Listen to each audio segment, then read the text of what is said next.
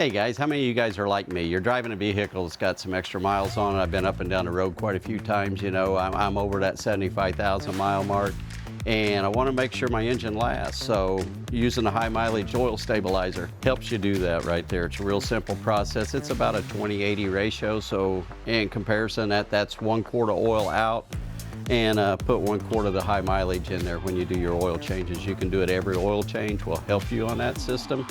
And doing that, you know, it's going to eliminate the dry starts. It's going to help lubricate everything a little bit better. You can stabilize oil pressure, eliminate hesitation, rough idling and stalling, improve engine efficiency, clean and remove sludge and deposits, stops oil consumption and smoking, dampens engine noise, eliminates excessive friction and heat, extends oil life, and it's also good for gas or diesel.